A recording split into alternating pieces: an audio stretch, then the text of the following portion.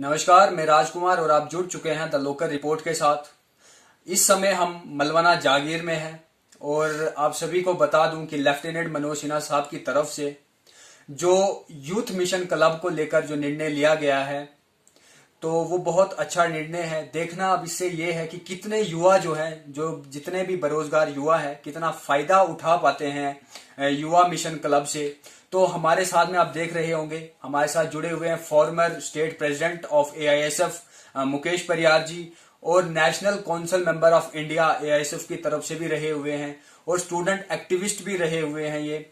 इसके अलावा अगर मैं आपको बता दूं, आपको याद ही होगा कि इनके ही नेतृत्व में जो डिस्ट्रिक्ट डोडा में अगर हम कॉलेज की बात करें या और भी बहुत सारी चीजों की हम बात करेंगे, चाहे आजाद साहब की रैली को रोकने की बात करें, चलो कश्मीर की बात करें, कॉलेज को लेके बात करें, तो ये जितनी भी डिमांडें थी इनको लेकर जो है ये लड़ते रहते थे। बहरहाल तो बहुत बहुत स्वागत है सर आपका। शुक्रिया, लोकल रिपोर्ट का बहुत बहुत शुक्रिया। और मैं देख रहा हूँ कि ये टॉप मोस्ट अभी तक की टॉप मोस्ट में से एक लीडिंग में है दी लोकल रिपोर्ट। तो बहुत बहुत शुक्रिया सर, थैंक यू। तो सर मैं आपसे ये जानना चाहता हूँ कि जैसे कि हमारे एलजी मनोज साहब ने जो है बहुत अच्छा फैसला लिया है कि मिशन यूथ क्लब जो है खोले गए हैं, कि जितने भी 20 डिस्ट्रिक्ट हैं हमारे जम्मू कश्मीर में, तो हर एक पे पंचायत लेवल पे जो है ये मिशन यूथ मिशन क्लब जो है खोला जाएगा। तो इसे आप कैसे देखते हैं?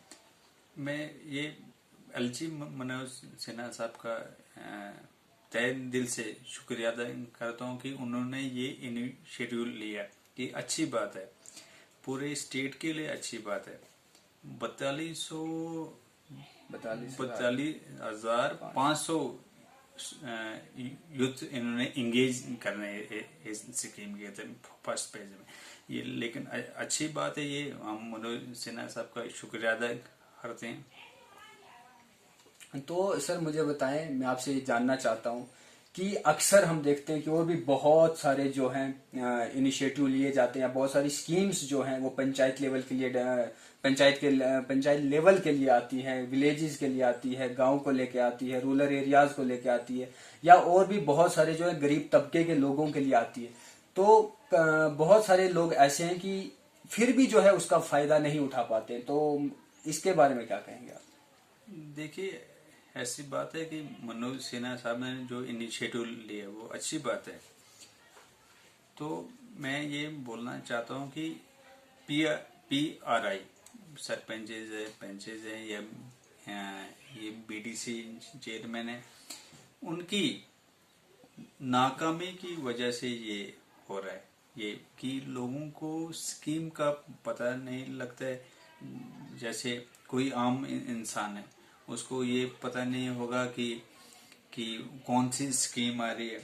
जैसे नरेंद्र मोदी जी ने, हमारे प्राइम मिनिस्टर ने आवास योजना शुरू की, तो उसमें भी रिश्वत मांगी जाती है। दूसरी बात, बाथरूम शौचालय योजना थी, वो भी ऐसे टीन के स्ट्रक्चर जैसे दे दिए, बाकी किसी को पाइप नहीं है, किसी को सीड नहीं है, किसी को सीमेंट नहीं है। तो ऐसी बातें और भी बहुत तरह की स्कीमें पंचायत लेवल पे होती हैं। लेकिन हमारी बदकिस्मती है कि जिनको हमने चुना है उनको ही पता नहीं होता।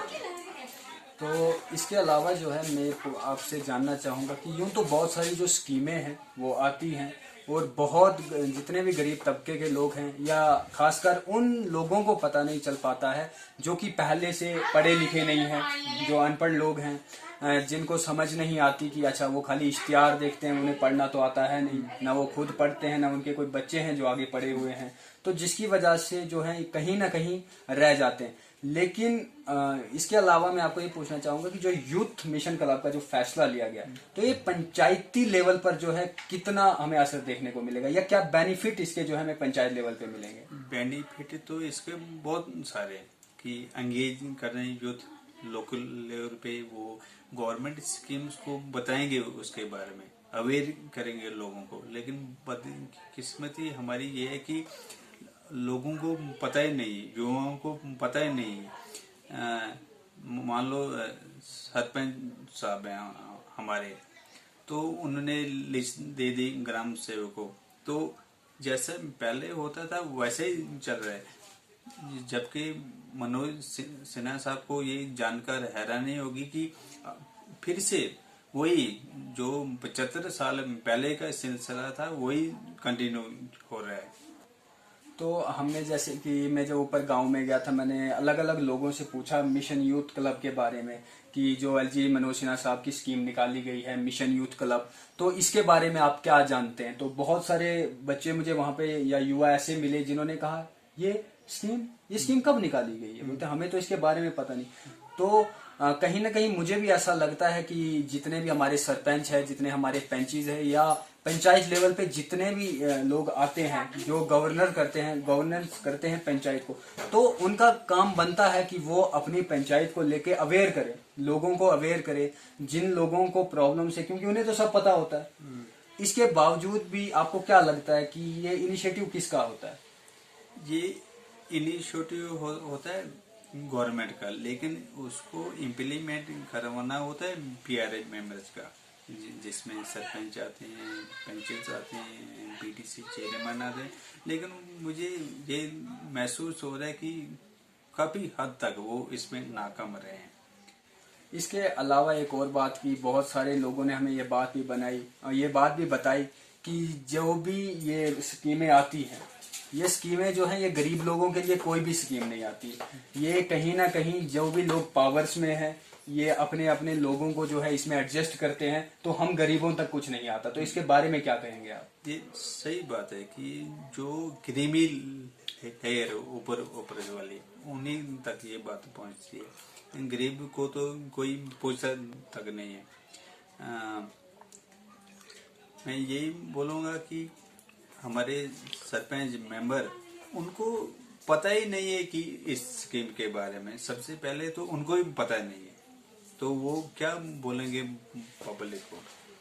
क्योंकि ये बहुत अच्छा फैसला है जो एलजी मनोज साहब ने लिया था, कि मनोज सिन्हा साहब का ये फैसला जो इन्होंने लिया था मिशन यूथ क्लब को लेके, तो इनका मेन मोटिव इसमें यही है, इनिशिएटिव जो इन्होंने लिया कि जितना भी हमारा युवा जो जम्मू कश्मीर, क्योंकि 370 टूट गया, 370 के बाद इन्होंने कहा कि जो है बहुत सारी डेवलपमेंट जो है हमारे जम्मू कश्मीर में देखने को मिलेगी, तो उसके तहत बहुत सारी स्कीमें भी यहाँ पर लाई। तो आपको क्या लगता है कि 370 के बाद जम्मू कश्मीर में कितनी डेवलपमेंट हुई?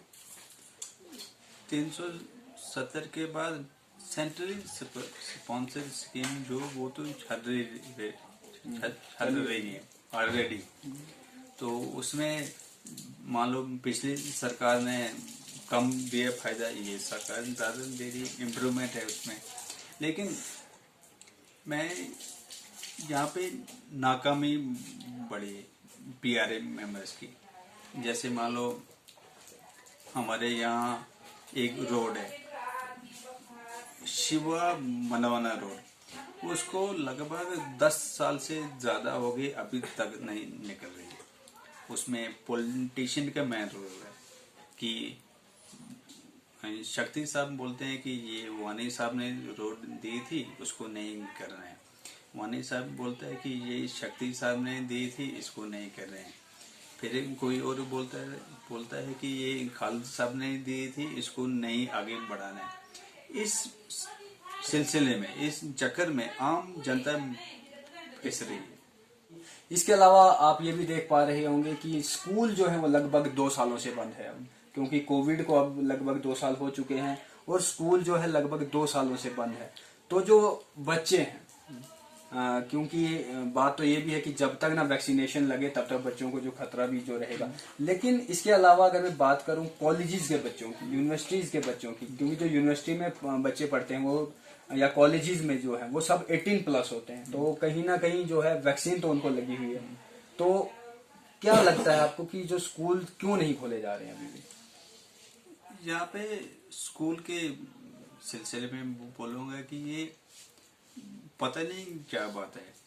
हालांकि कॉलेज के बच्चों को, यूनिवर्सिटी के बच्चों को वैक्सीन होगी, उनको तो जाना चाहिए था। फिर भी हम ये डिमांड करते हैं कि स्कूल, कॉलेजेस और यूनिवर्सिटी खोल दिए जाए, क्योंकि वो ऑलरेडी वैक्सीनेटेड है। यही बात स्कूल्स की, तो हेल्थ में अथॉरिटीज की तरफ से ये बयान आया है कि सितंबर तक उनकी भी वैक्सीन हो जाएगी। मैं उम्मीद करता हूँ जल्दी से जल्दी ये उनकी वैक्सीन हो जाए, ताकि बच्चे पढ़ें, क्योंकि ऑलरेडी बच्चों को काफी सारा नुकसान हो गया। उनको जो याद था वो भी भूल गया। शुक्रिया। तो बहुत बहुत शुक्रिया आपका। शुक्रिया। तो ये थे farmer student activist Mukesh Pariyar जी, और आपने सुना। इसके अलावा अगर मैं बता दूं कि बहुत अच्छा इनिशिएटिव है, क्योंकि चाहे हम सेंटर में सरकार की बात करें या स्टेट में बात करें, तो स्कीमें जो हैं वो बहुत अच्छी निकलती है, गरीबों के लिए निकलती हैं, गरीबों के हक में बात की जाती है। लेकिन कहीं ना कहीं जो यहाँ पर बैठे हुए लोग होते हैं, चाहे हम सरपंचेस की बात करें या इनके अलावा और जितने भी डिपार्टमेंट्स में कुछ लोग होते हैं, चंद लोग, मैं सबको नहीं कहूँगा, चंद लोग जो होते हैं वो सिर्फ अपने ही बारे में सोचते हैं। ये हम हर जगह पर ये चीज देखते रहते हैं कि जो गरीब है, गरीब को किसी भी इंफॉर्मेशन का कोई पता नहीं होता है। वो सुबह उठता है, अपनी खेती बाड़ी के कामों में गया होता है, शाम को वहां से घर लौटता है। उसके अलावा पूरे दिन क्या हो रहा है, क्या कौन हमारा पीएम है, कौन हमारा सीएम है, कौन हमारे प्रेसिडेंट है, इस बारे में उसको कोई खबर नहीं होती। तो ये कहीं ना कहीं जो गुस्ताखी बोलेंगे इसे हम, या कहीं ना कहीं जो गलती बोलेंगे, ये हमारे जितने भी जो हमारे चाहे पंचायत में हेड हो, डिस्ट्रिक्ट्स में हेड हो या स्टेट्स में हेड हो, जिनका काम होता है लोगों को अवेयर करना। लोग यूं तो बहुत प्रोग्राम चलाए जाते हैं लोगों को अवेयर करने के लिए, लेकिन आखिर क्या ऐसे वजूहत रह जाते हैं कि जिसके बावजूद भी जो है ये इंफॉर्मेशन या ये स्कीम्स जिन लोगों के लिए बनी होती है उन तक नहीं पहुंचती। तो ये कमेंट बॉक्स में आप सब भी हमें कमेंट करके बताएं कि आखिर असल वजह क्या रहती है कि जो लोगों तक जो है, गरीब लोगों तक स्कीमें नहीं पहुंच पाती। तो आप यूं ही बने रहें द लोकल रिपोर्ट के साथ, और कमेंट बॉक्स में हमें बताएं कि क्या स्कूल खुलने चाहिए या स्कूल नहीं खुलने चाहिए, या जितनी भी जो स्कीमें हैं तो ये गरीब लोगों तक कैसे पहुंचेंगी। तो हम आपके आइडियाज भी जो है आगे शेयर करेंगे। मुझे दीजिए इजाजत और आप बने रहे द लोकल रिपोर्ट के साथ। नमस्कार।